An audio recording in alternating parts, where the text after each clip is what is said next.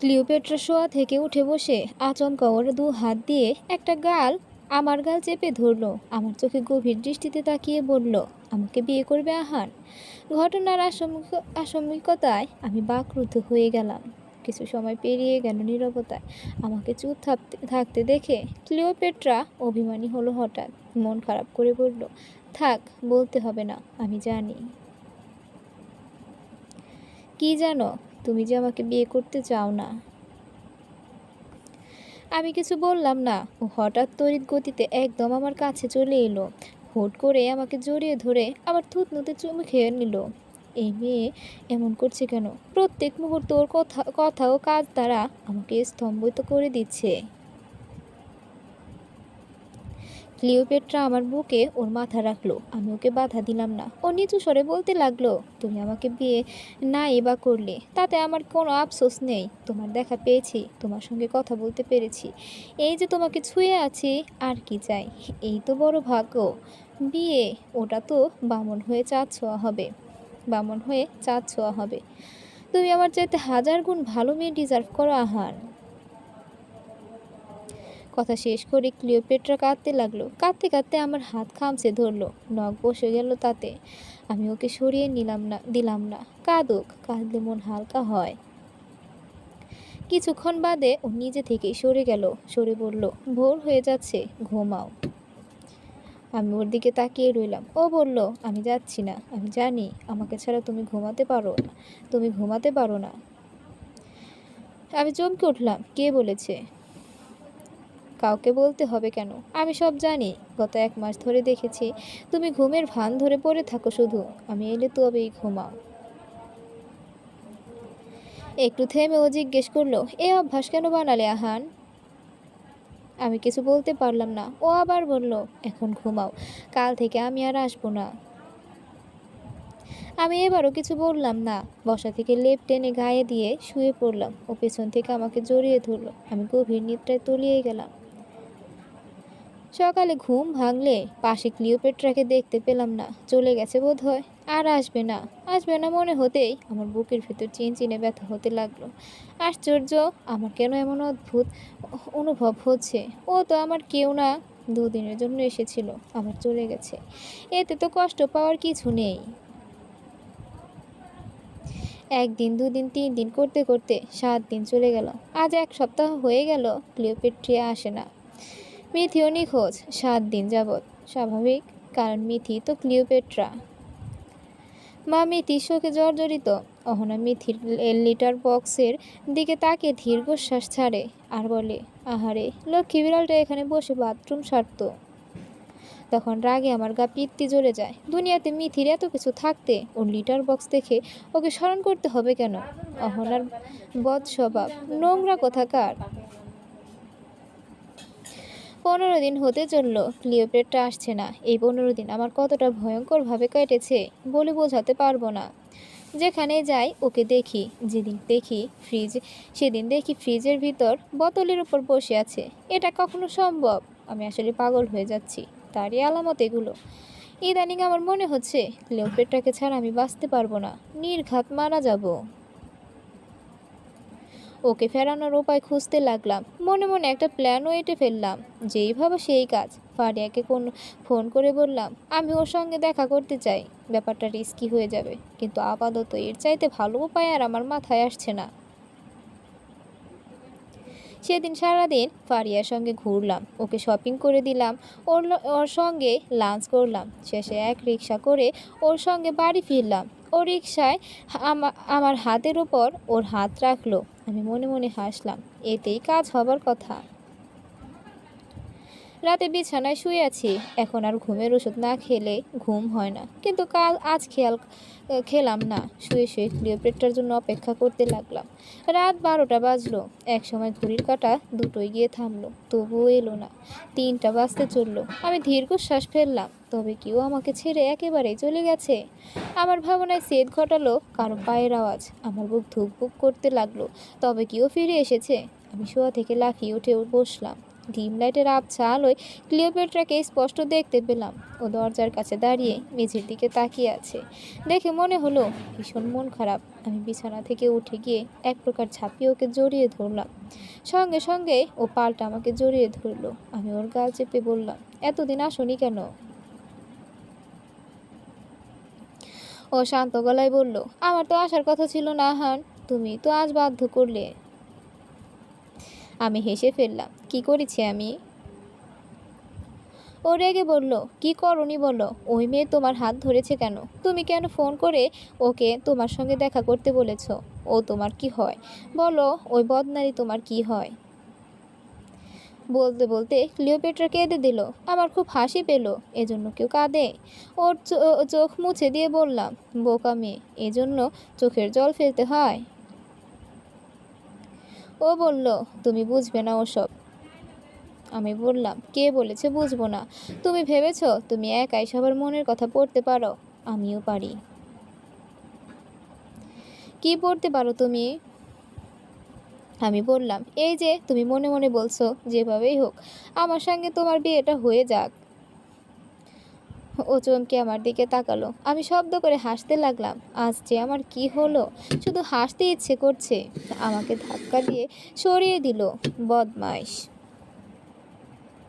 আমার আরও হাসি পেয়ে গেল। আমি ঘর কাঁপিয়ে হাসতে লাগলাম। কিছুক্ষণ পর হাসি থামতেই ওকে বললাম, 2 মিনিট দাঁড়াও, আমি আসছি। আলমারি থেকে ওর জন্য কেনা সেই লাল শাড়িটি নিয়ে এলাম। ওর হাতে দিয়ে বললাম, এটা একটু পরে আসবে প্লিজ।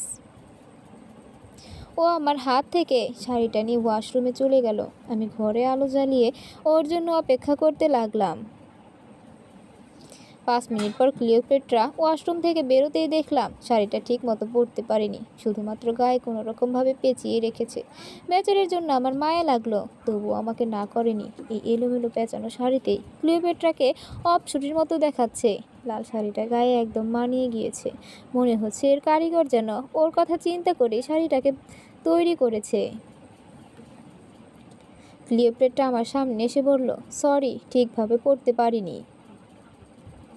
আমি কিছু বললাম না। হাঁটু গেড়ে ওর সামনে বসে পড়লাম। এরপর ডায়মন্ডের আংটিটা ওর সামনে এগিয়ে দিয়ে বললাম, আমি তোমাকে ভালোবাসি ক্লিওপেট্রা, প্লিজ আমাকে বিয়ে করবে? ক্লিওপেট্রা আমার সামনে বসে আমাকে জড়িয়ে ধরে হাউমাউ করে কাঁদতে লাগলো। কেন করব না? 100 বার করব, 1000 বার করব, তুমি চাইলে কোটি কোটি বারও বিয়ে করব। আমি ওর থুতনি ধরে মুখ উঁচু করে ওর কপালে চুমু খেলাম। ঠিক সে সময় দরজা ঠেলে মা অহনা ভেতরে ঢুকে পড়ল। আমি ক্লিওপেট্রা দুজনেই বসা দেখে লাফ দিয়ে দাঁড়িয়ে পড়লাম। নিজেকে লানত দিতে থাকলাম, কেন যে দরজাটা না আটকে ভিজিয়ে রেখেছিলাম।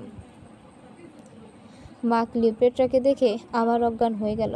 আমার আগে দৌড়ে গিয়ে ক্লিওপেট্রা মাকে গিয়ে ধরলো। মার হাত ধরে বলতে লাগলো, ও মা, ও তোমার কি হলো? আমার দিকে তাকাও মা।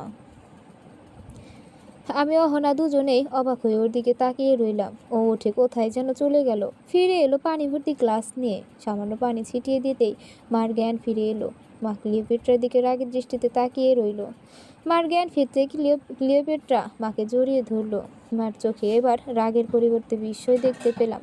প্রথম সাক্ষাতে কোনো মেয়ে যে 7 বছরের পূর্ব পরিচিত মানুষের মতো আচরণ করতে পারে তা বোধহয় মার জানা ছিল না। কিছুক্ষণ পর সব স্বাভাবিক হতেই মা ক্লিওপেট্রাকে বলল, তুমি আমার ঘরে এসো, তোমার সঙ্গে আমার কিছু জরুরি কথা বলার আছে। এরপর অহনাকে বলল, অহনা, ওকে নিয়ে আমার ঘরে আয়।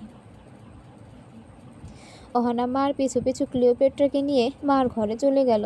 যাবার আগে ক্লিওপেট্রা একবার আমার দিকে পিছু ফিরে তাকালো। আমি বুঝলাম না ওই দৃষ্টিতে কী ছিল, আত্মবিশ্বাস নাকি ভয়। রাত পেরিয়ে ভোর হয়ে গেল, ক্লিওপেট্রা এখনো এলো না। মা ওর সঙ্গে কি এমন কথা বলেছে কে জানে। ও আবার মাকে ওর জীবন কাহিনী A to Z বলে দিল না তো? তাহলেই সব শেষ। এ দুশ্চিন্তায় বাকি রাতটুকু আমার আর ঘুম হয়নি। সকাল 8টার দিকে ক্লিওপেট্রা আমার ঘরে এলো। ঘরে ঢুকতেই দেখলাম গতকালের পরনের এলোমেলো লাল শাড়িটা সুন্দর করে কুচি দিয়ে পরনে। আমার তাকানো দেখেও বোধহয় কিছু বুঝলো। আমাকে বলল, মা পরিয়ে দিয়েছে। আমি অবাক হলাম, জিজ্ঞাসা করলাম, রাতে মা তোমাকে ডেকে নিয়ে কি বললো?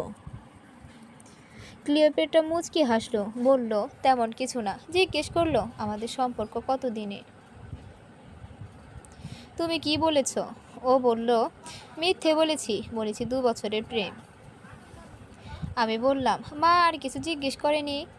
ও হাসলো, হ্যাঁ, বলল তুমি কি বিদেশি। তারপর তারপর আমি বলেছি হ্যাঁ। উনি আবার জিজ্ঞাসা করলেন, কোন দেশি? আমি বলেছি মিশরীয়।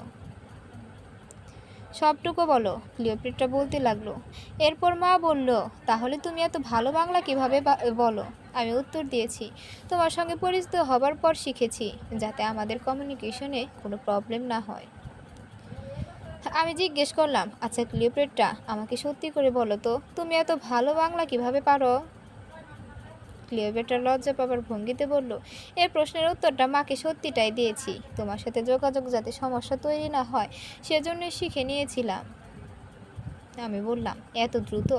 ও বলল, দ্রুত কত, 6 মাস লেগেছে পুরোপুরি ভালো করে শিখতে। আমি এখন তোমার চাইতে ভালো বাংলা পারি, বলেও শব্দ করে হাসলো। আমি জিজ্ঞেস করলাম, লিখতে পারো? ও জবাব দিল, সব পারি, একটু পরেই দেখবে। কি দেখব? ও উত্তর দিল না। আমি আবার জিজ্ঞেস করলাম, মা তোমাকে তোমার বাবা মার ব্যাপারে কিছু জিজ্ঞেস করেনি? করেছে, বলেছে তোমার বাবা মা কি মিশরে থাকে। আমি বলেছি তারা আর বেঁচে নাই। এরপর আর কিছু জিজ্ঞাসা করেনি। আমাকে বললে, এসো ভালো করে শাড়িটা পরিয়ে দেই। এরপর ক্লিওপেট্রা আমাকে শাড়িটা দেখিয়ে বলল, দেখো মা কি সুন্দর করে শাড়িটা পরিয়ে দিয়েছে। আমি ওর মাথায় হাত বুলিয়ে দিলাম, ও আল্লাতে আধখানা হয়ে গেল। সকাল 10টার দিকে মা হঠাৎ আমার ঘরে এসে বলল, আহান, জলদি তৈরি হয়ে নে। আর হ্যাঁ, আলমারিতে তুলে রাখা একটা সোনালি রঙের নতুন পাঞ্জাবি আছে না, সেটা পরিস। আমি বললাম, কেন মা, হঠাৎ পাঞ্জাবি পরতে হবে কেন? মা বলল, পড়তে বলেছি, পরবি, এত প্রশ্ন কিসের? বলে মা এক মুহূর্ত দেরি করলো না, চলে গেল। আমি মার কথা মতো তৈরি হয়ে ড্রয়িং রুমে চলে এলাম। সোফার উপর চোখ পড়তেই আমার চক্ষু চড়ক গাছ হয়ে গেল। ক্লিওপেট্রা বউ সাজে বসে, ওর পাশে অহনা বসে আছে, অপর প্রান্তে কাজিয়ে বসে আছে। একটা ঘোরের মধ্যে ঘটে গেল সব কিছু। আমি কিছু বুঝে ওঠার আগেই ক্লিওপেট্রার সঙ্গে আমার বিয়েটা হয়ে গেল। বিয়ে হবার পর থেকেই মা ক্লিওপেট্রার সঙ্গে এমন আচরণ করছে যেন ও মায়ের কত পরিচিত। ক্লিওপেট্রা মার পিছু পিছু ঘুরছে সারাক্ষণ, আর অহনা তো 1 ডিগ্রি এগিয়ে। সারাদিনই ভাবি ভাবি করতে করতে মুখ ফেনা তুলে ফেলছে। আমাকে কেউই পাত্তা দিচ্ছে না, না মা, না অহনা, আর না ক্লিওপেট্রা। রাত 11টা, আমি সোফায় বসে টিভি দেখছি। অহনা কোত্থেকে তেড়ে এসে বলল, তুই এখানে কি করছিস? চোখ নেই, দেখতে পাচ্ছিস না টিভি দেখছি? অহনা চেঁচিয়ে বলল, আজকে তোর বাসর রাত, আর তুই বসে বসে টিভি দেখছিস? ভাবি সে কখন থেকে তোর জন্য বসে অপেক্ষা করছে। এরপর মাকে ডেকে বলল, মা, তোমার ছেলেকে কিছু বলো। মা তার ঘর থেকে চিৎকার করে বলল, কিরে আহান, কি হয়েছে? আমি অহনার কান টেনে বললাম, চুপ, একদম চেঁচাবি না, যাচ্ছি। আমার ঘরে ঢুকতেই দেখতে পেলাম রজনীগন্ধা ফুল দিয়ে ঘর সাজানো হয়েছে। ঘরটা ফুলের গন্ধে মো মো করছে। সাজানো বিছানায় ক্লিওপেট্রা ঘোমটা টেনে বসে আছে। আহারে, বেচারি আমার জন্যে এভাবে কতক্ষণ ধরে বসে আছে কে জানে। আমি ভেতর থেকে দরজা আটকে বিছানায় গিয়ে বসলাম। আমাকে দেখে ক্লিওপেট্রা মাথা তুলে তাকালো। ওকে দেখে আমার ভেতরটা তোলপাড় হয়ে গেল। কোনো মানুষ কি এত সুন্দর হতে পারে? ও কি রূপকথার রাজ্য থেকে উঠে এসেছে আমার ঘরে? আমাকে তাকিয়ে থাকতে দেখে ক্লিওপেট্রা লজ্জা পেল, বলল, এভাবে কি দেখছো আমার বউকে? ইস। ক্লিওপেট্রা বিছানা থেকে নেমে দৌড়ে কোথাও চলে যেতে নিল। আমাকে ঘোরানো হচ্ছে, কোথায় পালাবে ও? আমি ওর হাত ধরে হ্যাঁচকাটি টানে নিজের কাছে নিয়ে এলাম। ও তাল সামলাতে না পেরে আমার হাত ধরলো। আমি ওকে কোলে তুলে নিলাম। ও আমার বুকে মুখ লুকালো। আজ আর কোনো দূরত্ব অবশিষ্ট থাকবে না আমাদের মাঝে। সকালে ঘুম ভাঙলে দিনের আলোয় জীবনে প্রথমবারের মতো ক্লিওপেট্রাকে আমার পাশে ঘুমোতে দেখলাম। আমার বুকে মাথা রেখে একেবারে জড়সড়ো হয়ে শুয়ে আছে। আমি ওর কপালে চুমু খেলাম। ও নড়ে উঠল, ধীরে ধীরে তাকালো। আমি আলতো করে কয়েকবার ওর পিঠ চাপড়ে দিলাম। ও আবার ঘুমিয়ে গেল। আবার হাসি পেল। ঘুমোলে ও একেবারে বাচ্চা হয়ে যায়। সকালে জাগার পরে আবার কখন ঘুমিয়ে পড়েছি টেরই পাইনি। ঘুম ভেঙে ঘড়ির দিকে তাকাতেই দেখলাম 9টা বাজে। সর্বনাশ, আজ আর অফিস হয়েছে। আমি বিছানা ছেড়ে উঠে বসতেই ক্লিওপেট্রা ওয়াশরুম থেকে বেরোলো। চুল ভেজা, গোসল করেছে নিশ্চয়ই। ভেজা চুলে বড্ড মোহনীয় দেখাচ্ছে ওকে। আমাকে ওর দিকে তাকিয়ে থাকতে দেখে মুচকি হাসলো। একটা সোনালি পাড়ের কালো শাড়ি পরেছে ক্লিওপেট্রা। একেবারে বাঙালি নতুন বউদের মতোই দেখাচ্ছে ওকে। ও একটা শুকনো তোয়ালে নিয়ে চুল মুছতে লাগলো। আমি ওর হাত থেকে তোয়ালেটা কেড়ে নিলাম। নিজের হাত মুছে দিতে লাগলাম ওর ভেজা চুল। ও লক্ষ্মী মেয়ের মতো চুপটি করে দাঁড়িয়ে রইল। 2 মাস হতে চলল আমাদের বিয়ের। ক্লিওপেট্রার উপর থেকে এই ত্রিবিদ্যার প্রভাব অনেকটাই কেটে গেছে। পুরোপুরি নিশ্চিত হওয়ার জন্য ও চাইছে একবার আমেরিকা গিয়ে গুরুতান্ত্রিকের সঙ্গে দেখা করতে। আমি ওর সাথে একমত। আমি চাই না এই ফুলের মতো মেয়েটি আর কোনো কষ্ট পাক। মাকে সত্যিটা বলা যাবে না, তাই বললাম আমি আর রহনা হানিমুনে আমেরিকা যেতে চাইছি। মা দ্বিমত করলো না। আমরা সিদ্ধান্ত নিলাম আগামীকালই আমেরিকার উদ্দেশ্যে রওনা দেব। গতকাল আমেরিকায় এসে পৌঁছেছি। একটা লোকাল হোটেলে এসে উঠেছি আমরা। ক্লিওপেট্রা প্রথমে ওদের পুরনো বাড়িতে উঠতে চেয়েছিল। আমি নিষেধ করেছি। কত শত ভয়ানক স্মৃতি জমা ওখানে। ওকে আর কখনোই ওই বাড়িতে যেতে দেব না। ওকে রাজি করিয়ে বাড়িটা বিক্রি করে দেব। আমরা এখন গুরুতান্ত্রিকের সাথে দেখা করার জন্য বেরোবো। ক্লিওপেট্রাও ঘরে তৈরি হচ্ছে। মিনিট 2-এর মধ্যেই বেরিয়ে এলো। দেখলাম এখানেও ওর পরনে শাড়ি, নীল রঙের একটা শাড়ি পরেছে। এত সুন্দর দেখাচ্ছে ওকে, চোখ ফেরানো দায়।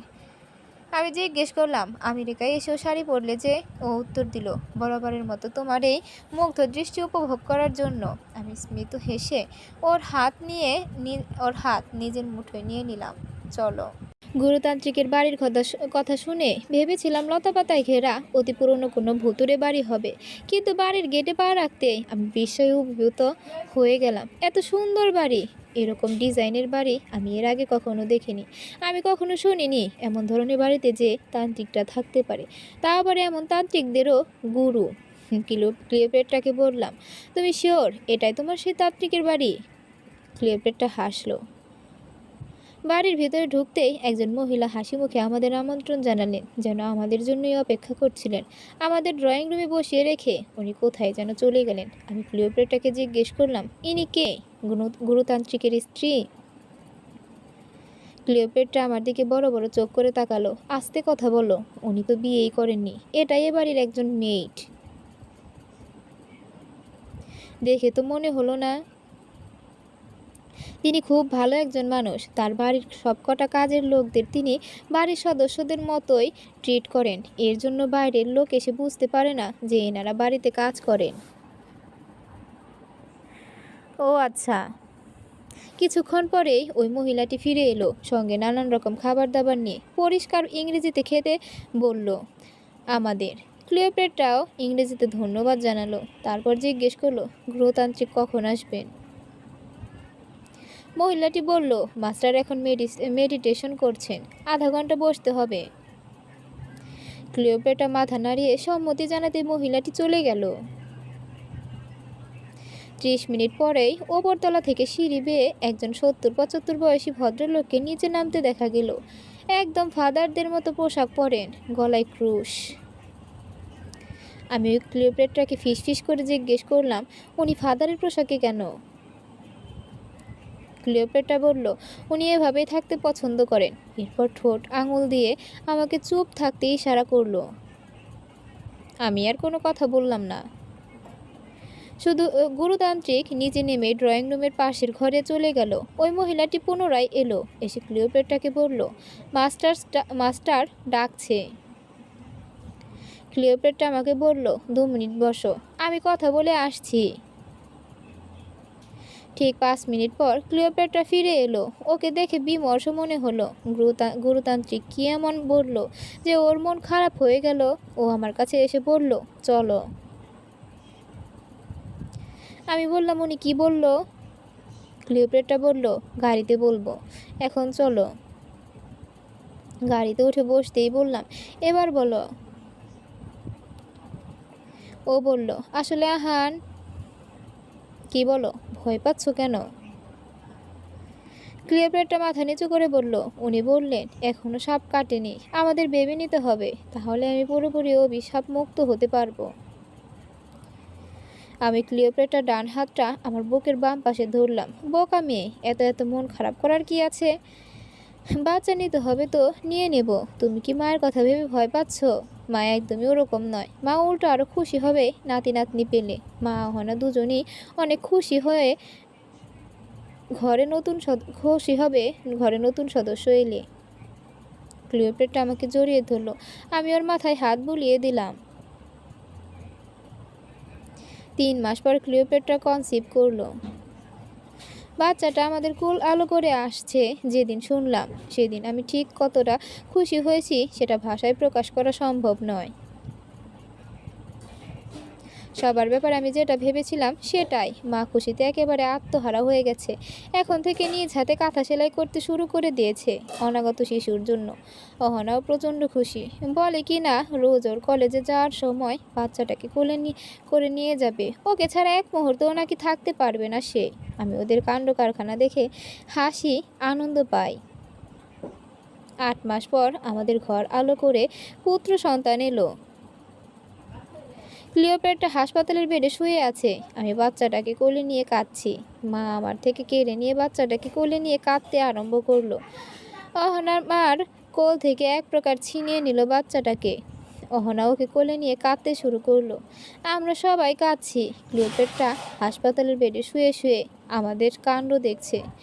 বলল, তোমরা সবাই এত খুশি হয়েছো বাচ্চাটাকে পেয়ে? আমরা তিনজনই হ্যাঁ সূচক মাথা নাড়ালাম। আমাদের সঙ্গে হঠাৎ ক্লিওপেট্রা কাঁদতে আরম্ভ করলো। সকালে ঘুম ভাঙতেই বিছানা ছেড়ে উঠে দেখি বিছানায় কাহাব নেই। এত সকালে তো ও ঘুম থেকে জাগে না। কোথায় গেল আমাদের ছেলেটা? বোধহয় মা নিয়ে গেছে। ড্রয়িং রুমে গিয়ে দেখি কেউ নেই। মার ঘরেও মাকে পেলাম না। অহনার ঘরে অহনা, মা কেউ নেই। সারা বাড়ি খুঁজতে লাগলাম সবাইকে, কাউকে পেলাম না। রান্নাঘরটা বাকি রয়ে গেছে। ওখানে যেতেই দেখলাম ক্লিওপেট্রা রান্না করছে। আমাকে দেখে পেছন ফিরে মুচকি হাসলো। বিশাল এক পাতিল চুলোয় বসানো। এত বড় পাতিলে ও কি রান্না করছে দেখার জন্য আমি সামনে গিয়ে উকি দিলাম। সাথে সাথে আমার মাথায় আকাশ ভেঙে পড়ল। পৃথিবীটা আধারে তলিয়ে গেল যেন। আমাদের ছেলে কাহাবকে ক্লিওপেট্রা গরম পানিতে আস্ত সিদ্ধ করছে। আমি চিৎকার করে ক্লিওপেট্রাকে ডাকলাম। ওকে থামাতে চাইলাম। ও আমার দিকে তাকিয়ে ভয়ঙ্করভাবে হাসলো। তৎক্ষণাৎ ক্লিওপেট্রার চেহারা মুহূর্তে বদলে গিয়ে বিদঘুটে হয়ে গেল। কুৎসিত কালো দাঁতগুলো বের করে বিকৃত হাসতে লাগলো। আমি আবার জোরে চিৎকার করে ওকে ডাকলাম, ক্লিওপেট্রা। তারপরে লাফিয়ে ঘুম থেকে উঠে বসলাম। আমি বসে হাঁপাতে লাগলাম। আমাকে এভাবে জাগতে দেখে ক্লিওপেট্রাও লাফিয়ে উঠল। আমাকে ধরে বলল, কি হলো আহান, খারাপ স্বপ্ন দেখেছো? আমি ক্লিওপেট্রার ওপাশে কাহাবকে শুয়ে থাকতে দেখলাম। আমি বিছানা থেকে নেমে নিচু হয়ে ওর কপালে চুমো খেলাম।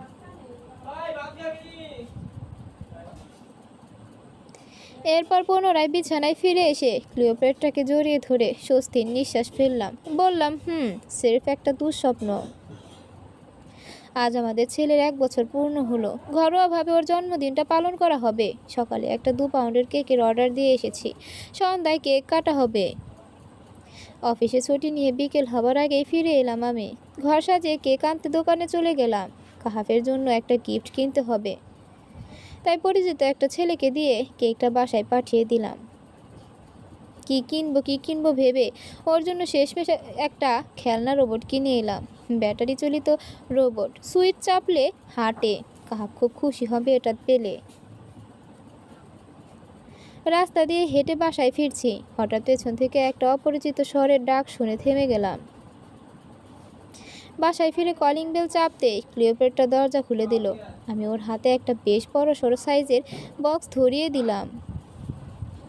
ও হেসে বলল, এটা আহানের বার্থডে গিফট। আমি আমার হাতের ব্যাগ দেখে বললাম, এই যে ওর গিফট, এটা তোমার জন্য, ওটা তোমার জন্য। ক্লিওপেট্রা লজ্জা মিশ্রিত হাসলো। আমার জন্য আনার কি দরকার ছিল? আমি বললাম, খুলে দেখো। ও জিজ্ঞেস করলো, এখন? হ্যাঁ এখন। ক্লিওপেট্রা উৎফুল্ল হয়ে বক্সটা খুলতে লাগলো। বক্সটা খুলতেই ভেতর থেকে মিথি লাফিয়ে বেরোলো। সঙ্গে সঙ্গে ক্লিওপেট্রার মুখ কালো হয়ে গেল। আমি ভ্রু নাচিয়ে ওকে জিজ্ঞেস করলাম, কেমন লাগলো গিফট? ক্লিওপেট্রা জবাব না দিয়ে চলে যেতে লাগলো। আমি ওর হাত ধরে ওকে আটকালাম। বললাম, আমি কত গাধা তাই না ক্লিওপেট্রা? তুমি যখন বললে তুমি মিথি, তখন সাথে সাথে সেটা বিশ্বাস করে ফেলেছিলাম। একবার জিজ্ঞেস করার প্রয়োজন বোধ করিনি। ভেবে নিয়েছিলাম রূপ বদল করতে পারাটা হয়তো তো তোমার পাওয়ার কিংবা সাইড এফেক্ট। ক্লিওপেট্রা মাথা নিচু করে দাঁড়িয়ে রইল। আমি ওকে জিজ্ঞেস করলাম, বলো কেন মিথ্যে বলেছিলে আমাকে? ক্লিওপেট্রা জবাব না দিয়ে একই ভঙ্গিতে দাঁড়িয়ে রইল। আমি উচ্চস্বরে বললাম, কি হলো, চুপ করে আছো কেন? উত্তর দাও। ক্লিওপেট্রা মেঝের দিকে তাকিয়ে বলল, এমনি। এমনি? তুমি আমাকে এতটাই বোকা ভাবো? ক্লিওপেট্রা, এমনি তুমি এত বড় একটা মিথ্যে কথা বলবে? তুমি এমনি এমনি কিছু বলো না, করো না, তার পেছনে নিশ্চয়ই বড়সড় কোনো কারণ থাকে। মা পেছন থেকে আমাকে চেঁচামেচি করতে দেখে বলল, কি হয়েছে আহান? ক্লিওপেট্রার সঙ্গে অমন ব্যবহার করছিস কেন? আমি কথাটা এড়িয়ে যাবার জন্য বললাম, কিছু না মা, দেখো তো আহনা কাহাবকে নিয়ে কোথায় গেল। সবাই আসতে শুরু করেছে, অথচ ওরা আসছে না এখনো। সেটাই বলছিলাম ক্লিওপেট্রাকে। মা আমাকে বলল, তার জন্য ওর সঙ্গে অমন করছিস কেন? ও কি করবে? এরপর ক্লিওপেট্রাকে বলল, তুই কিছু মনে করিস না তো মা, আজ ব্যস্ততায় ওর মাথা খারাপ হয়ে গেছে। তুই আমার সঙ্গে আয় তো, আমরা মা মেয়ে মিলে ওদিকটা দেখি। ক্লিওপেট্রা বলল, আসছি মা। আমি মাকে বললাম, তুমি যাও, ও আসছে। মা যেতে যেতে বলল, ওকে বকবি না খবরদার। মা চলে যেতেই আমি বললাম, এবার বলো কেন মিথ্যে বলেছ? ক্লিওপেট্রা আচমকা আমার হাত ধরল, অনুরোধের স্বরে বলল, প্লিজ আহান, আমি তোমাকে সব বলছি। কাহাবের জন্মদিনের অনুষ্ঠানটা শেষ হতে দাও। আমি ধাক্কা দিয়ে ওর হাত সরিয়ে দিয়ে আমার ঘরে চলে এলাম। সন্ধ্যাবেলা সাদামাটাভাবে কাহাবের জন্মদিনটা পালন করা হলো। রাতে খাওয়া দাওয়া শেষে ঘুমোতে আসার পর আমি কথাটা আবার তুললাম। ক্লিওপেট্রা বলল, তুমি যাকে মিথি ভাবছ সে আসলে মিথি নয়। আমি জিজ্ঞেস করলাম, তাহলে সে কে? আমার বড় বোন অ্যানি।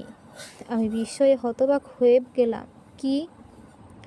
হ্যাঁ, তোমাকে আমি একটা মিথ্যে কথা বলেছিলাম। তোমায় বলেছিলাম না, যেদিন মাকে খুন করা হয় সেদিন আমার পালাতে গিয়ে আলাদা হয়ে গিয়েছি। বোধহয় আপুকেও মেরে ফেলেছে ওরা। হ্যাঁ বলেছিলে। ওটা আসলে মিথ্যে ছিল। সেদিন আমি আর আমার আপু দুজনেই পালাতে সক্ষম হয়েছিলাম। আমি অজ্ঞান হয়ে গেলেও সেদিন আপু সজ্ঞানে ছিল। জেনিফার আন্টি আমাদের দেখে দুজনকেই উদ্ধার করে। আমি বললাম, তাহলে কেন মিথ্যে বলেছিলে? ক্লিওপেট্রা বলল, বলছি। জেনিফার আন্টি মারা যাবার পর শুধু আমি না, আমার বোনও ডাকিনী বিদ্যায় অংশ নিয়েছিল। আর মহিলা তান্ত্রিকটি আমাকে ধোঁকা দিয়ে আমার ওপর ত্রিবিদ্যা প্রয়োগ করলেও আপুর ওপর শুধু ডাকিনী বিদ্যা প্রয়োগ করে। তাই সাইড ইফেক্টগুলো শুধু আমার মাঝেই দেখা দিতে শুরু করে, আপুর মাঝে নয়। আমি আর আপু দুজন মিলেই আমাদের প্রতিশোধ নেই, কিন্তু প্রতিশোধ নেওয়া শেষ হলে তার ক্ষমতার অপপ্রয়োগ শুরু করে। নিষ্পাপ মানুষদের ওপর ওর ক্ষমতার কলকাঠি নাড়ায়। তাই আমি আপুকে থামানোর উদ্দেশ্যে গুরুতান্ত্রিকের সাথে দেখা করি। তার কাছে জানতে চাই কিভাবে আপুকে থামাবো। তিনি বললেন, আপুকে এভাবে থামানো সম্ভব নয়। ওর উপর জাদুবিদ্যা প্রয়োগ করে কোনো একটা ব্যবস্থা নিতে হবে। আপুর ক্ষমতার অপপ্রয়োগ থেকে সাধারণ মানুষকে বাঁচানোর জন্য অপর গুরুতান্ত্রিক জাদুবিদ্যা প্রয়োগ করেন, যার ফলে আপু মানুষ থেকে একটা সাধারণ বিড়াল হয়ে যায়। এটাই ছিল আপুর পাপের শাস্তি। আমি দেশে ফেরার সময় সাথে করে ওকে নিয়ে আসি, তুমি যাতে ওকে পাও সেজন্যই তুমি যে রাস্তা দিয়ে যাতায়াত করো সেখানে ড্রেনের পাশে ওকে রেখে আসি, আর তুমি ওকে ওখান থেকে পেয়ে বিড়াল ভেবে বাসায় নিয়ে আসো। আমি বললাম, আমার পাওয়ার জন্য ওকে ছেড়েছিলে কেন? সেফটি যতই হোক, ও আমার বোন ছিল এক সময়, তাই মায়ে পড়ে। বুঝতে পেরেছি, ও কি আর কখনো মানুষ হবে না? ক্লিওপেট্রা উত্তর দিল, সে সম্ভাবনা নেই, তবে একেবারে যে নেই তাও না। শাস্তি শেষ হয়ে গেলে মানুষ হিসেবে ফিরতেও পারে। ও বুঝতে পারে যে ও আগে মানুষ ছিল? একটুও না। ও এখন একদম অন্যান্য সাধারণ বিড়ালদের মতোই। যদিও ভবিষ্যতে মানুষ হিসেবে ফিরেও তবুও ওর বর্তমানের বিড়াল জীবনের ব্যাপারে কিছুই বলতে পারবে না, স্মরণই থাকবে না কিছু। আমি বললাম, ব্যাপারটা কমপ্লিকেটেড। ক্লিওপেট্রা সম্মতি জানালো।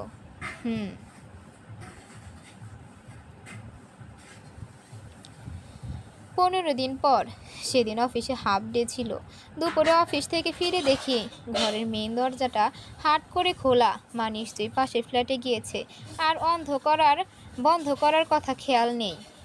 নিজের ঘরে ঢুকতে নিতেই দুজন মানুষের কথোপকথন আমার কানে ভেসে এলো। ক্লিওপেট্রা ইংরেজিতে বলছে, আপু তুই এখন চলে যা, আমি দেখছি কি করা যায়। অপর কণ্ঠস্বরটিও ইংরেজিতে বলল, আর কতদিন? 2 বছর হতে চলল, তুই এখনো কিচ্ছু করিসনি। আর কত ধৈর্য ধরতে হবে আমার, বল তুই। ক্লিওপেট্রা চুপ হয়ে গেল। হঠাৎ অপরজন বলল, তুই না পারলে ঠিক আছে, আমি নিজের হাতে আহানকে আর ওর পরিবারকে শেষ করে দেব। ক্লিওপেট্রা বলল, না, আমি থাকতে তোর এসব কিছু করতে হবে না। তোকে তো আমি বলেছি, আমি যেহেতু এ বাড়িতে আছি সেহেতু সুযোগ বুঝে আমি যা করার করব। কবে মারবি ওদের? 1 সপ্তাহের মধ্যে। আমার মাথায় আকাশ ভেঙে পড়ল। এসব ক্লিওপেট্রা কি বলছে? হঠাৎ আমার মাথা ঘোরাতে লাগলো। আমি টলতে অহনার ঘরে চলে গেলাম। ঘরে অহনা নেই, কলেজে গিয়েছে। কেউ নেই যে আমাকে ধরবে। পুরো পৃথিবী আঁধার হয়ে যাচ্ছে আমার। আমি ঘরের সোফায় ধপ করে বসে পড়লাম। কিছুক্ষণ কিছু ভাবতে পারলাম না। ঘোরগ্রস্তের মতো বসে রইলাম। কয়েক মিনিট সময় লাগলো আমার স্বাভাবিক হতেই আমি বুঝে গেলাম ক্লিওপেট্রা কার সঙ্গে কথা বলছিল। ওর বোন অ্যানির সঙ্গে, যে এ বাড়িতে মিথির বেশে আছে। ক্লিওপেট্রা আমাকে আবারও ঠকালো, তবে এবার কোনো সামান্য ধোঁকা নয়, আমার জীবন ধ্বংস করে দিল ও। আচ্ছা, আমি কি দোষ করেছিলাম? ওকে মন প্রাণ দিয়ে ভালোবেসেছিলাম, এটাই কি আমার দোষ? হঠাৎ কাহাবের কথা মনে হতেই আমার বুক কেঁপে উঠল। ক্লিওপেট্রাকে ওকেও মেরে ফেলবে? ও তো আমার পরিবারই একটা অংশ। এজন্য কি আমি সেদিন অমন বিদঘুটে একটা দুঃস্বপ্ন দেখেছিলাম? ওটা কি তবে আমার জন্য একটা সাবধান বাণী ছিল? না, আমি কিছুতেই ওই ছলনাময়কে আমার পরিবারের দিকে হাত বাড়াতে দেব না, কিছুতেই না। তার জন্য যদি আমার নিজের জীবন ত্যাগ করতে হয় তো করব। আমি বাকি সময়টুকু আর অহনার ঘর থেকে বের হলাম না। ক্লিওপেট্রাকে জানতে দেওয়া যাবে না যে আমি সব জেনে গেছি। অহনা কলেজ থেকে ফিরে আমাকে ওর ঘরে দেখে জিজ্ঞেস করলো, ভাইয়া তুই এই সময় বাসায়, তাও আবার আমার ঘরে, কিছু বলবি? আমি কিছুক্ষণ আমি বললাম, এই যে এখনই ফিরলাম অফিস থেকে, কি যেন বলতে এসেছিলাম ভুলে গেছি। তারপর নিজের ঘরে চলে গেলাম। হাত মুখ ধুয়ে ও আশ্রম থেকে বেরোতেই দেখি ক্লিওপেট্রা কাহাবকে সুজি খাওয়াচ্ছে। আমার বুকটা ধক করে উঠল। আচ্ছা, ও কাহাবের খাবারে কিছু মিশিয়ে দেয়নি তো ওকে মেরে ফেলার জন্য? আমি দৌড়ে ক্লিওপেট্রার হাত থেকে সুজির বাটিটা কেড়ে নিয়ে দূরে ছুঁড়ে মারলাম। বাটিটা আওয়াজ করে মেঝেতে পড়ে গড়াতে সুজিগুলো সারা খাটে ছিটাতে লাগলো। অকস্মাৎ আমার এমন আচরণে ক্লিওপেট্রা হতভম্ব হয়ে গেল। আমার দিকে এগিয়ে আসতে বলল, কি হয়েছে আহান, তুমি এমন করেছো কেন? আমি ওকে জবাব না দিয়ে শোবার ঘর ছেড়ে ড্রয়িং রুমে এসে বসলাম। ক্লিওপেট্রা কাহাবকে কোলে নিয়ে আমার পিছু আসলো। আমাকে বলল, তুমি কি কোনো ব্যাপার নিয়ে আমার উপর রেগে আছো? আমি জবাব দিলাম, না। মা এসে জিজ্ঞেস করলো, কি হয়েছে ক্লিওপেট্রা? ক্লিওপেট্রা বলল, জানি না মা। কাহাবকে খাওয়াচ্ছিলাম, হঠাৎ আহান ওয়াশরুম থেকে বেরিয়ে ওর সুজির বাটিটা ছুঁড়ে মারল। মা রাগত স্বরে আমাকে বলল, কিরে আহান, তুই দিন দিন এমন বদরাগী হচ্ছিস কেন বলতো? আগে কত শান্তশিষ্ট ছিলি, কেউ হাজার বকলেও মুখ ফুটে কিছু বলতিস না, আর এখন কিছুই ঘটতে পারে না, কেউ কিছু তোকে বলতেও পারে না, পান থেকে চুন খসলি তুই রেগে যাস। আমি মায়ের কথা কানে তুললাম না, টিভি অন করে খবর দেখতে লাগলাম। মা আমার হাত থেকে রিমোটটা কেড়ে নিয়ে বলল, কি হলো, উত্তর দিচ্ছিস না কেন? আমি সোফা থেকে উঠে দাঁড়িয়ে হেঁটে বাড়ির বাইরে বেরিয়ে এলাম। মা পেছন থেকে আমাকে ডাকতে লাগলো। 1 ঘন্টা যাবৎ একটা টং দোকানের বেঞ্চিতে বসে আছি। পরিচিত দোকান, প্রায় এখানে বসে চা খাই। তাই হয়তো দোকানে জিজ্ঞেস করলো, ভাইজান আপনার কিছু হয়েছে? আপনি কি কিছু নিয়ে রায়গা আছেন? আমি মাথা ঝাঁকিয়ে না বললাম, তবুও দোকানে অদ্ভুত দৃষ্টিতে তাকিয়ে রইল। দুশ্চিন্তায় আমার মাথা ফেটে যাচ্ছে। কেন ক্লিওপেট্রা আর ওর বোন অ্যানি আমার পরিবারটাকে ধ্বংস করে দিতে চায়? কেন হত্যা করতে চায় আমাদের সাথে কি ওদের কোনো পুরনো শত্রুতা আছে? না, এমন কিছু তো মনে পড়ছে না।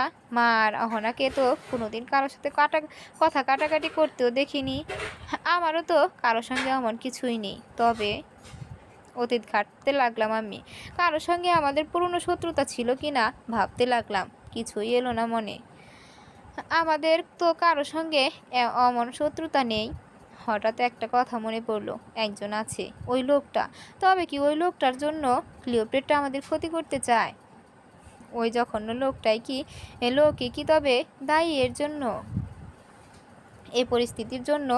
যদি ওই লোক দায়ী হয়েও থাকে, তবে এতে আমাদের কি দোষ? আমরা কেন এই শাস্তি ভোগ করব?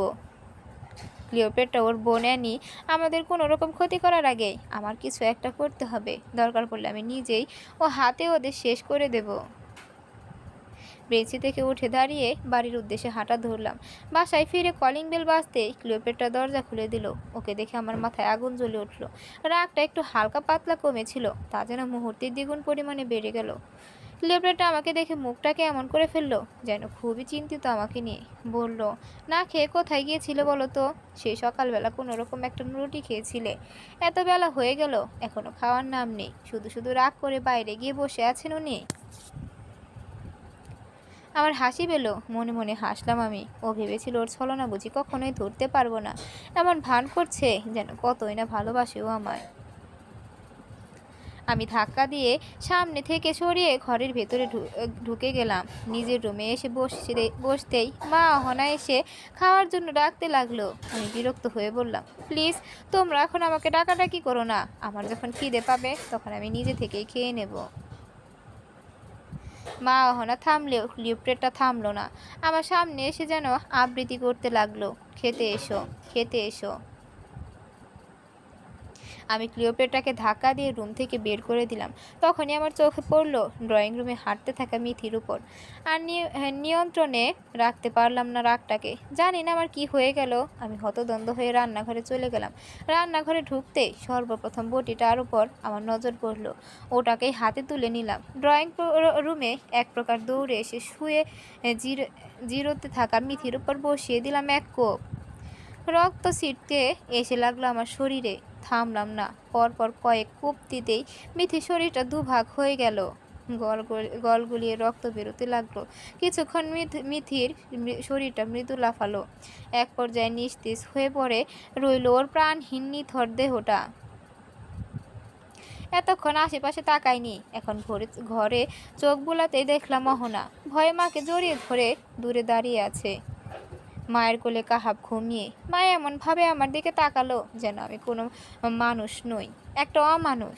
ক্লিওপেট্রা দরজার পাশে দাঁড়িয়ে দাঁড়িয়ে কাঁপছে। সবাই আমার দিকে ঘৃণা ও ভয় দুটো বিস্তৃত দৃষ্টিতে তাকিয়ে আছে। আমি বটিটা কিনারে ছুঁড়ে ফেলে আমার ঘরে চলে গেলাম। ফিরে এলাম হাতে করে চামড়ার লেদারের বেলটা নিয়ে। ক্লিওপেট্রাকে ঘরে নিয়ে এসে মাটিতে ফেলে দিলাম। রুম ভেতর থেকে ছিটকিনি লাগিয়ে এলাম। ক্লিওপেট্রা আমার দিকে ভয়ার্ত দৃষ্টিতে তাকিয়ে রইল।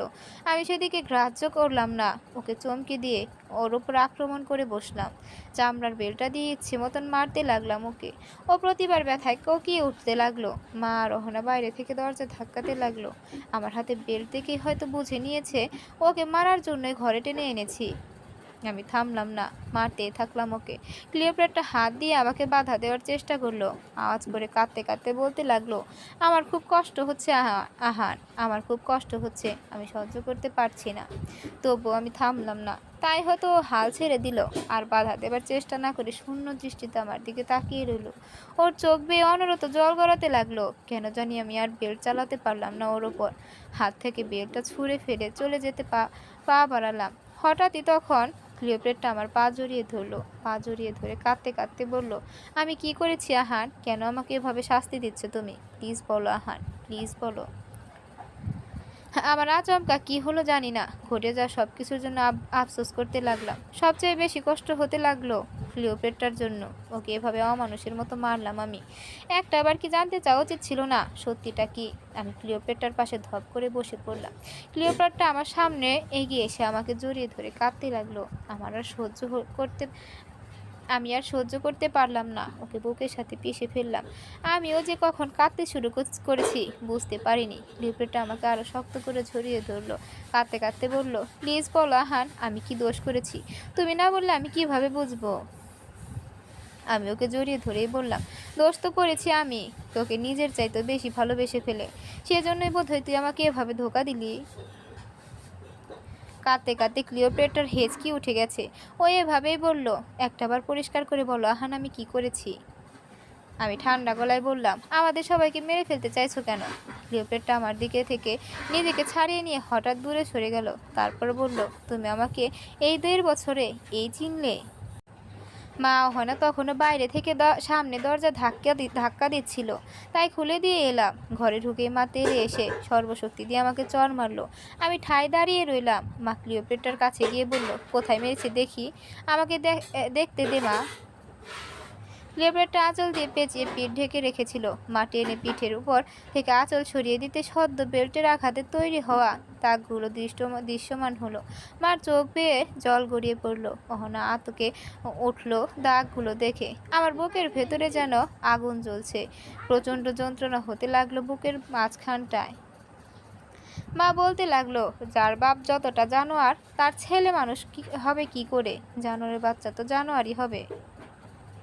আমি কথা বলার ভাষা খুঁজে পেলাম না। কি বলবো? মা তো ঠিকই বলেছে। আমি কি আর কোনো মানুষ আছি? অমানুষ হয়ে গেছি। ক্লিওপেট্রা মাকে বলল, মা এখন এসব থাকুক, আমার তেমন কিছু হয়নি। মা অতি উচ্চ স্বরে বলল, কি হয়নি সেটা তো দেখতেই পাচ্ছি। ওকে কি আমি এমনি এমনি ছেড়ে দেব? গায়ে হাত তোলা, এর শোধ নিয়ে ছাড়বো আমি। আমি দীর্ঘশ্বাস ছাড়লাম। নিজেকে আমিও কখনো ক্ষমা করতে পারবো না ক্লিওপেট্রার গায়ে হাত তোলার জন্য। ঘটনা শুরু যেখানটায় সেখানেই ফিরে গেলাম। সবার সামনে ক্লিওপেট্রাকে জিজ্ঞেস করলাম, আমার প্রশ্নের উত্তর দিলে না? মা চেঁচিয়ে উঠল, কিসের উত্তর চাইছিস তুই ওর কাছে? ক্লিওপেট্রা আমাকে বলল, তোমাকে যদি আমি এখন নিজের মুখে সব খুলে বলি, তবুও তুমি আমাকে পুরোপুরি কখনোই বিশ্বাস করতে পারবে না। ভাববে বোধ হয় এ আমার নতুন ছলনা। একবার যদি কারো মনে অবিশ্বাসের বীজ জন্মে যায়, তাহলে সেটা ডালপালা না গজানো পর্যন্ত কখনোই থামে না। আমি চুপ করে রইলাম। ক্লিওপেট্রা আবার বলল, তাই বলে আমি চাই না তুমি সেই ভ্রান্ত ধারণা নিয়েই থাকো। তাই আজ যা বলার মা বলবে, আমি না। আমি ওর দিকে বিস্ফোরিত চোখে তাকালাম। মা বলবে মানে? মা এসব কিভাবে জানবে? ক্লিওপেট্রা ঠান্ডা গলায় মাকে বলল, মা আহান ভাবছে আমি তোমাদের সবাইকে মেরে ফেলতে যাচ্ছি। আমার মনে হচ্ছে ও হয়তো আমার আর অ্যানির কথাবার্তা শুনেছে, তাই হয়তো। মা বলল, ক্লিওপেট্রা যা বলেছে সেটাই কি তোর এমন আচরণের কারণ? আমি মাথা নাড়িয়ে হেয়ে বললাম। মা তাচ্ছিল্যের ভঙ্গিতে বলল, যাকে ভালোবেসে বিয়ে করেছিস তার উপর এইটুকু বিশ্বাস নেই? অন্তত ওকে জিজ্ঞেস করে নিতে পারতি আসল ঘটনাটা কি। মা এতটা স্বাভাবিক কিভাবে আমি বুঝতে পারছি না, তবে অহনাকে মোটেও স্বাভাবিক লাগছে না। আমার মতো হয়তো অহনাও কিছু বুঝে উঠতে পারছে না। মা আবার বলল, অবাক হচ্ছিস? কাহাব পেটে থাকতেই ক্লিওপেট্রা আমাকে সব খুলে বলেছে। তুই যা জানিস, যা না জানিস তাও বলেছে। আমি বিস্ময়ে হতবাক হয়ে গেলাম। মা সব জানে আর আমি না জানি? জানি না মানে? ক্লিওপেট্রা মাকে কি এমন কথা বলেছে যা আমিও জানি না? মা বলল, তুই কি জানিস না তা বুঝতে পারছি না, তাই না? আমি মায়ের দিকে প্রশ্নবোধক দৃষ্টিতে তাকালাম। মা বলল, তোর জন্মদাতা পিতাই হচ্ছে ক্লিওপেট্রার বাবা মার মূল হত্যাকারী। ওই মানুষরূপী জানোয়ারটাই ওর পরিবারটাকে ধ্বংস করে দিয়েছে। আমার মাথায় যেন বাজ ভেঙে পড়ল। এসব কি বলছে মা? তবে আমার ধারণাটাই সঠিক। আমিও তো ভেবেছিলাম হয়তো ওই লোকটা কোনোভাবে ক্লিওপেট্রাদের ক্ষতি করেছে, তাই ও আর ওর বোন অ্যানি মিলে আমাদের উপর প্রতিশোধ নিতে চাইছে। মা বলল, শওকত চৌধুরীর জন্যই ক্লিওপেট্রাকে এত ভুগতে হয়েছে। ওই জানোয়ারের লোভ ও লালসার শিকার হয়েই ওর মা বাবাকে মরতে হয়েছে। আমার আচমকা অতীতের কথা মনে পড়ে গেল। তখন আমার 6 বছর বয়স। অহনা মায়ের গর্ভে। সেদিন রাতে আমি মায়ের সঙ্গে ঘুমিয়েছিলাম। তখন গভীর রাত। মা পাশে না থাকলে আমি কিছুতেই ঘুমাতে পারি না। হঠাৎ ঘুম ভাঙতেই দেখি মা পাশে নেই। ড্রয়িং রুম থেকে মায়ের চিৎকার ভেসে আসছে। আমি শোয়া থেকে উঠে দৌড়ে সেখানেই যাই। দেখি বাবা মাকে মারছে, আর মা মেঝেতে আধশোয়া হয়ে কাঁদছে। বাবার অপর পাশে অশ্লীল পোশাক পরনে এক মহিলা দাঁড়ানো। বাবাকে প্রায়ই এমন অশ্লীল পোশাক পরনের মহিলাদের বাসায় আনতে দেখতাম। এক এক সময় এক এক মহিলাদের দেখা যেত। মা তাদেরকে বাসায় দেখে বাবার বিরুদ্ধে কথা বলতো, প্রতিবাদ করতো, আর বাবা রেগে গিয়ে মাকে মারতো। বাবা মাকে প্রায়ই মারতো। খাবার দিতে 1 মিনিট দেরি হলেও মাকে মারতো। মা সব মুখ বুজে সহ্য করে নিয়েছিল তবুও। কিন্তু এক সময় বাবা আমার উপর হাত তুলতে শুরু করলো। নিজের সন্তানের উপর অত্যাচার হতে দেখে হয়তো মায়ের টনক নড়ে। লোকটাকে ডিভোর্স দেবার সিদ্ধান্ত নেয়। মা একদিন কাউকে না জানিয়ে চুপি চুপি আমাকে নিয়ে নানা বাড়ি চলে যায়। নানা নানিকে সব জানানোর পর তারা অফিসে আফসোস করেন, হ্যাঁ, মেয়েকে অমন নরকে তুলে দিয়েছেন বলে। অতি সত্বর ডিভোর্সের ব্যবস্থা নেন। ডিভোর্সের পর আমরা নানা বাড়ি রয়ে যাই। নানা আমাদের কোথাও যেতে দেননি। অহনা জন্মানোর পর কখনো ওর জন্মদাতা পিতাকে আর দেখতে পাইনি। আমরা বড় হই নানার পরিচয়। ধীরে ধীরে অনেকগুলো বছর কেটে যায়। আমি পড়াশোনা শেষ করে চাকরির সন্ধানে নেমে পড়ি। চাকরিতে জয়েন করার পরপরই ঢাকায় চলে আসি। এখানেই এক ফ্ল্যাট ভাড়া নিয়ে থাকতে শুরু করি। নানা আমাদের আসতে দিতে চাননি। হাজার বুঝিয়ে শুনিয়ে রাজি করায়। বলি, এখন আমি বড় হয়েছি, এখন অন্তত আমার মা অহনার দায়িত্ব নেওয়া উচিত। নানা এক সময় রাজি হলেও এখন খানিকটা রেগে আছেন আমাদের ওপর।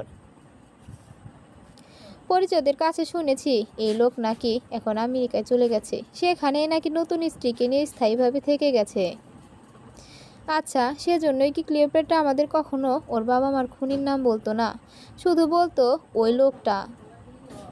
আমার ভাবনায় সেদ ঘটিয়ে মা বলল, কি ভাবছিস এতক্ষণ ধরে? কিছু না মা। এরপর ক্লিওপেট্রাকে বললাম, তুমি আমাকে কেন বলনি যে তোমার মা বাবার খুনি শওকত চৌধুরী? ক্লিওপেট্রা এখনো কাঁদছে। জল ভরা দৃষ্টিতে আমার দিকে তাকিয়ে বললে তুমি আমাকে কখনোই ভালোবাসতে না আহান, কখনোই ভালোবাসতে না। ভাবতে তোমার বাবা এলেক্সা আর আমাদের অফিসের সহকর্মীর সাথে মিলে আমার মা বাবাকে মেরে ফেলেছে বলে আমিও প্ল্যান করে তোমাকে বিয়ে করে প্রতিশোধ নিতে এসেছি। কিছুক্ষণ থেমে ক্লিওপেট্রা হাসার চেষ্টা করলো। অবশ্য এখনও তাই ভাবছ? ক্লিওপেট্রা আবার বলল, আচ্ছা হ্যাঁ, তুমি কি মনে করো আমি এখনো ডাকিনি রয়ে গেছি?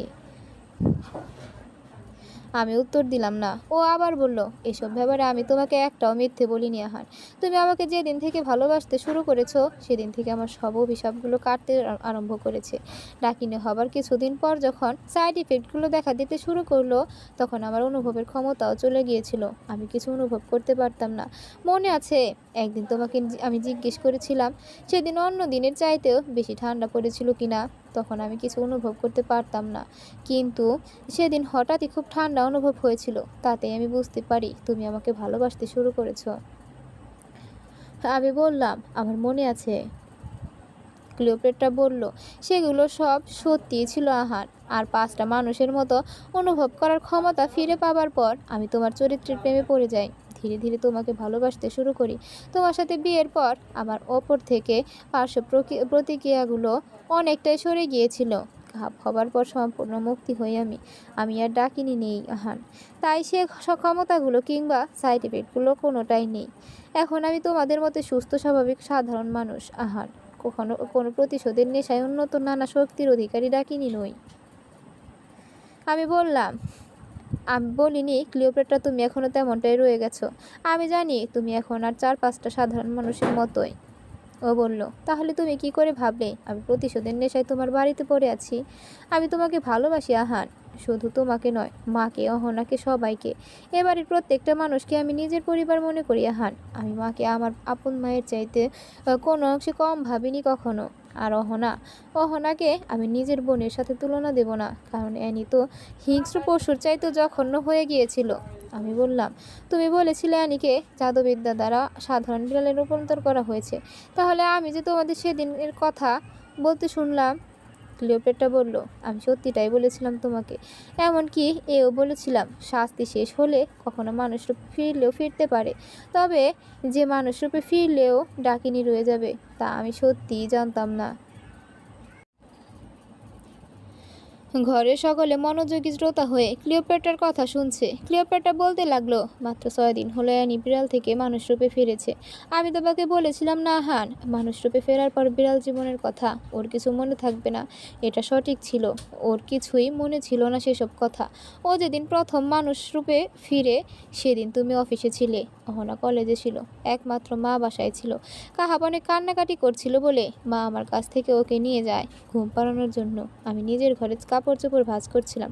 হঠাৎ বিড়াল মিথি দৌড়ে এসে খাটের তলায় ঢুকে পড়লো। বের হয় মানুষরূপে অ্যানি হয়ে। আমাকে দেখে ও একের পর এক প্রশ্ন করতে থাকে, ও কোথায়, এ বাড়িতে কিভাবে এলো, আমি এখানে কি করছি? আমেরিকা থাকতে আমাদের প্রতিশোধ নেয়ার পর অ্যানি শওকত চৌধুরীর পরিবারের লোকদের খুঁজতে থাকে। ওই লোকের দ্বিতীয় স্ত্রী এবং সে ঘরের 2 ছেলেকে অ্যানি মেরে ফেলে।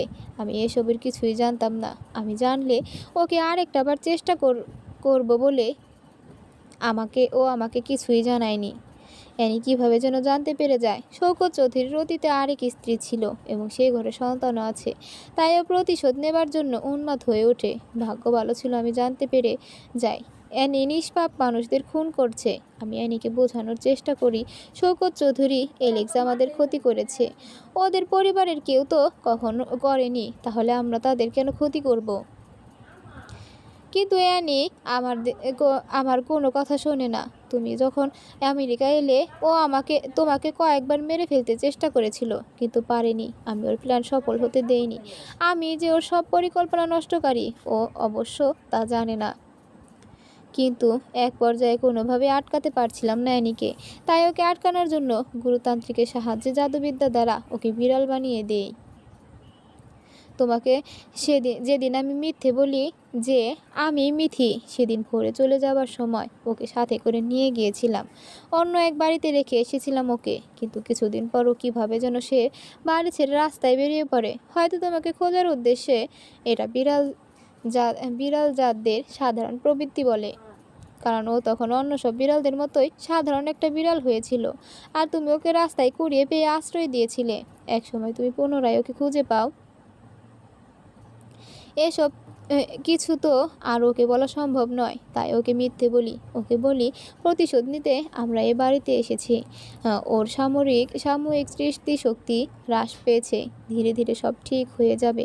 ও সেটাই বিশ্বাস করে নেয়। আমাকে বলে, কতদিন ধরে আমরা এখানে আছি? আমি উত্তর দেই, 1 বছর। ও তোমাদের মেরে ফেলতে চাইলে আমি ওকে বলি, আমি নিজের হাতে তোমাদের মারবো। ওর এসবে জড়ানোর দরকার নেই। ওকে মিথ্যে বলেছি এ কারণে, যাতে আমি কিছু সময় পাই ওকে তোমাদের ক্ষতি করা থেকে বিরত রাখতে, আর কোনো বুদ্ধি বের করতে পারি ওকে আটকানোর। বিড়াল থেকে মানুষ রূপে ফিরলেও ওর ওপর থেকে জাদুবিদ্যার প্রভাব পুরোটা কাটেনি। তাই 6 দিনের মধ্যে দিনের একটা নির্দিষ্ট সময়ে ও মানুষ রূপে ফিরতে পারতো, আর বাকি সময় বিড়াল রূপে কাটাতো। তবে বিড়াল হয়ে গেলে তখনকার কিছুই ওর মনে থাকতো না, এমনকি এটাও মনে থাকতো না যে ও বিড়াল হয়ে গিয়েছিল। গুরুতান্ত্রিকের ফোন নম্বর আমার কাছে ছিল। আমি ওনাকে ফোন করে সব কিছু জানাই। উনি বলেন অ্যানিকে আটকানোর কোনো উপায় নেই, ও তোমাদের মেরে ফেলবে খুব শীঘ্রই। আমি ওকে আটকাতে পারবো না, শুধু তোমাদের নয়, ও অকারণে কারণ আরও নিষ্পাপ মানুষদের হত্যা করবে, কারণ ও একজন শয়তানে রূপান্তরিত হয়ে গেছে। কোনো সাধারণ ডাকিনি নেই। আর অ্যানিকে আটকানোর একটা উপায় আছে, কেবল ওকে মেরে ফেলতে হবে। তবে যখন ও বিড়াল রূপে থাকবে তখন। কথা শেষ করে ক্লিওপেট্রা আমার দিকে তাকালো, এরপর বলল, আজ যে কাজটা তুমি নিজের হাতে একটু আগে সম্পূর্ণ করেছ আহান, আমার মাথা থেকে এটা সম্পূর্ণভাবে চলে গিয়েছিল যে আমি কিছুক্ষণ আগে মিথিরূপে অ্যানিকে মেরে ফেলেছি। ক্লিওপেট্রা স্মরণ করিয়ে দিল। আমি আমার টি শার্টের দিকে তাকালাম। এ কি, একটু আগে তো এখানে রক্ত লেপ্টে ছিল, কোথায় চলে গেল? ক্লিওপেট্রা হয়তো বুঝতে পারলো আমার ভাবনা। বলল, রক্ত কোথায় চলে গেল ভাবছো? হাওয়ায় মিলিয়ে গেছে, কারণ প্রকৃতি কখনো মৃত ডাকিনীদের কোনো অস্তিত্ব রাখে না। আমি জিজ্ঞেস করলাম, তাহলে মৃতদেহ? ক্লিওপেট্রা উত্তর দিল না। সেটাও মিলিয়ে গেছে, চলো দেখবে। আমরা সবাই কৌতূহল নিয়ে ক্লিওপেট্রার পিছু পিছু ড্রয়িং রুমে গেলাম। সেখানে রক্ত তো দূরের কথা, লাশের ছিটে ফোটাও নেই, এমনকি ঘরে ছিটিয়ে পড়া রক্তবিন্দুও নেই। আমি ক্লিওপেট্রাকে আবার জিজ্ঞেস করলাম, তুমি আমাকে সব বলে দিতে পারতে, তাহলে আজ এত বড় ভুল বোঝাবুঝির সৃষ্টি হতো না। ক্লিওপেট্রা হাসার চেষ্টা করে বলল, তাহলে যে তোমার বাবা শওকত চৌধুরীর কথাও বলতে হতো। আমি বুঝতে পারলাম ক্লিওপেট্রা আমাকে এগুলো আগে কেন বলেনি। ও যদি এগুলো সব বুঝিয়ে আমাকে বলতো, তাহলে আমার মনে এই ভাবনাটা আসতো। ও প্রতিশোধ নিতে আসেনি তো। শুধু আমি কেন, আমার স্থানে অন্য কেউ থাকলেও তাদের মনেও এ প্রশ্নের অস্তিত্ব ঘটতো। এখানে ক্লিওপেট্রার কোনোই দোষ নেই, বেচারি তো শুধুমাত্র আমার ভালোবাসার জন্য এসব করেছে। মা আচমকা আমাকে জিজ্ঞেস করলো, হয়েছে, তুই তোর সব প্রশ্নের উত্তর পেয়ে গেছিস, এবার ওকে ঘরে নিয়ে যাই। বেল্টের আঘাতে যা ঘা হয়ে গেছে পিঠে, মলম লাগাতে হবে। আমি বললাম, মা আমি লাগিয়ে দিচ্ছি, চলো ক্লিওপেট্রা, ঘরে চলো। মা চেঁচিয়ে বলল, একদম না, কোনো অধিকারে তুই ওকে তোর সাথে যেতে বলছিস? কোনো অধিকার নেই তোর ওর ওপর। কি বলছো মা? ক্লিওপেট্রা আমার বউ। মা উচ্চস্বরে বলল, সেটা বেল দিয়ে জলহস্তির মতন মারার সময় মনে ছিল না? আমি কানে ধরে বললাম, সরি মা, এবারের মতো প্লিজ ক্ষমা করে দাও। মা অন্যদিকে মুখ ফিরিয়ে নিল। আমার কাছে ক্ষমা চাইছিস কেন? যার উপর অন্যায় করেছিস তার কাছে চা। আমি ক্লিওপেট্রার দিকে ছলছল দৃষ্টিতে তাকালাম। ক্লিওপেট্রা আমাকে পাত্তা না দিয়ে অহনাকে জিজ্ঞেস করলো, সব কিছু জানার পর ভাবিকে তোমার খুব ঘৃণা লাগছে তাই না অহনা? অহনা দৌড়ে এসে ক্লিওপেট্রাকে জড়িয়ে ধরলো। কি বলো এসব ভাবি? যা ঘটেছে তাতে তো তোমার কোনো দোষ নেই। তুমি কত লক্ষ্যে একটা মেয়ে, ভাইয়া কত লাকি তোমার মতো একটা মেয়েকে বউ করে ঘরে আনতে পেরেছে। আমার তো মাঝে মাঝে ভাইয়াকে হিংসে হয়। বলি অহনা আওয়াজ করে হাসতে লাগলো। ক্লিওপেট্রা ওর হাসিতে তাল মেলালো। আমি ক্লিওপেট্রার হাত ধরে বললাম, ননদ ভাবে মিলে পরে সারাদিন হেসো। এখন চলো, ঘা ছড়িয়ে যাবে। ক্লিওপেট্রা পিঠময় বেল্টের আঘাতে তৈরি হওয়া কালশিটের দাগ। আমি সেখানে আলতো করে মলম লাগিয়ে দিচ্ছি। ব্যথায়ও বারবার আমার হাত খামচে ধরছে। এতক্ষণ ধরে এ যন্ত্রণা ও মুখ বুঝে কীভাবে সহ্য করেছিল কে জানে। আমার গায়ে কাঁটা দিয়ে উঠল। একটা যন্ত্রণা বুকের বাম পাশ থেকে তৈরি হয়ে সারা বুকে ছড়িয়ে পড়ল। হঠাৎই সেগুলো কান্না হয়ে ঝরে পড়তে লাগলো। আমি ক্লিওপেট্রার কাঁধে মুখ গুজে কাঁদতে লাগলাম। ও আচমকা আমার দিকে ঘুরে আমার বুকের উপর ঝাঁপিয়ে পড়ে হেঁচকি তুলে কাঁদতে লাগলো। আমি আরও শক্ত করে ওকে জড়িয়ে ধরলাম। 5 বছর পর আজ অহনার গায়ে হলুদ। সকাল থেকে ক্লিওপেট্রার দেখা পাওয়া মুশকিল হয়ে গেছে। ঘরে তো আসছেই না। যখনই আসছে কিছু একটা নিয়ে আবার তৎক্ষণাৎ দৌড়ে চলে যাচ্ছে। আচ্ছা, বাসায় কি কাজ করার মতো আর কেউ নেই নাকি? ও একাই সব করে যাচ্ছে। আমি আর মা কাজের ফাঁকে নিজেদের ঘরে এসে জিরোচ্ছি, আর ও রোবটের মতো একটানা দৌড়াদৌড়ি করে যাচ্ছে। অবশেষে সন্ধ্যায় তাকে পাওয়া গেল। ঘরে ঢুকে দেখি আয়নার সামনে দাঁড়িয়ে চুল আঁচড়াচ্ছে। কোমর ছাড়িয়ে চুলগুলো আমি ওর সামনে গিয়ে পেছন থেকে ওকে জড়িয়ে ধরলাম। হঠাৎ আমার চোখ পড়লো আয়নার উপর। ক্লিওপেট্রার পরনে গাঢ় হলুদ রঙের শাড়ি, ঠোঁটে গোলাপি লিপস্টিক। আমার চোখ আটকে গেল আয়নার উপর ওর প্রতিচ্ছবিতে। আমার দিকে তাকিয়ে মুচকি হাসছে। আচ্ছা, মিশরের অতি রূপবতী রানী ক্লিওপেট্রা কি এর চাইতেও বেশি সুন্দর